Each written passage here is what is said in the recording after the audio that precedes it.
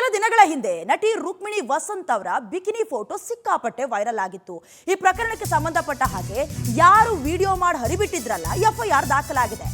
ನಟಿ ರುಕ್ಮಿಣಿ ವಸಂತ bikini photo viral ಪ್ರಕರಣಕ್ಕೆ ಸಂಬಂಧಪಟ್ಟ ಹಾಗೆ ಎಐ ವಿಡಿಯೋ ಹರಿಬಿಟ್ಟವರ ವಿರುದ್ಧ ಎಫ್ಐಆರ್ ದಾಖಲಾಗಿದೆ. ಬೆಂಗಳೂರಿನ ಸೈಬರ್ ಕ್ರೈಮ್ ಪೊಲೀಸ್ ಠಾಣೆಯಲ್ಲಿ ಎಫ್ಐಆರ್ ದಾಖಲಾಗಿರುವುದು. ನಟಿ ರುಕ್ಮಿಣಿ ದೂರಿನ ಮೇರೆಗೆ ಸೈಬರ್ ಕ್ರೈಮ್ ಠಾಣೆಯಲ್ಲಿ ಎಫ್ಐಆರ್ ದಾಖಲಾಗಿದೆ.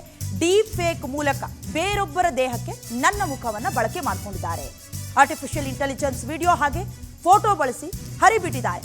ನನ್ನ ಚಾರಿತ್ರವನ್ನ ಹಾಳು ಮಾಡುವಂತ ಕೆಲಸ ಅಫ್ಕೋರ್ಸ್ ಆಗತ್ತೆ. ಇದೇನು ಮೊದಲ ಬಾರಿ ಅಲ್ಲ. ಈ ಹಿಂದೆ ಕೂಡ ನ್ಯಾಷನಲ್ ಕ್ರಶ್ ರಶ್ಮಿಕಾ ಮಂದಣ್ಣ ಅವರ ಫೋಟೋವನ್ನು ಕೂಡ ಬಹಳ ಕೆಟ್ಟದಾಗಿ ಮಾಡಿದ್ರು.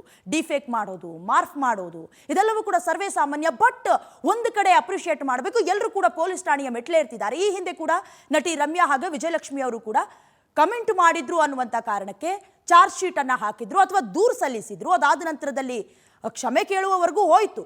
ಈಗಾಗಲೇ ಒಟ್ಟು 29 ಸಾಮಾಜಿಕ ಜಾಲತಾಣಗಳ ಖಾತೆಗಳ ವಿರುದ್ಧ ನಟಿ ದೂರು ಕೊಟ್ಟಿದ್ದಾರೆ. 9 ಇನ್ಸ್ಟಾಗ್ರಾಮ್, 14 ಟ್ವಿಟರ್ ಅಕೌಂಟ್ ಹಾಗೆ 6 ಫೇಸ್ಬುಕ್ ಅಕೌಂಟ್ ಅನ್ನ ಈಗೀಗಾಗಿದೆ. ಈ ರೀತಿ ಸಮಸ್ಯೆ ಆಗಿದೆ. ಬಿಕಿನಿ ಫೋಟೋವನ್ನ ಮಾಡಿ ಹರಿಬಿಡಲಾಗ್ತದೆ. ಜಸ್ಟ್ ಒಂದು ಲೈಕ್ಸು, ಕಮೆಂಟ್ಸು, ವ್ಯೂಸ್ಗೋಸ್ಕರ ಇಂಥ ಮಣ್ತಿನ ಕೆಲಸ ಮಾಡ್ತಾರೆ ನೋಡಿ. ಸದ್ಯದ ಮಟ್ಟಿಗೆ ಸೈಬರ್ ಕ್ರೈಮ್ ಪೊಲೀಸರು ತನಿಖೆಯನ್ನು ನಡೆಸ್ತಿದ್ದಾರೆ.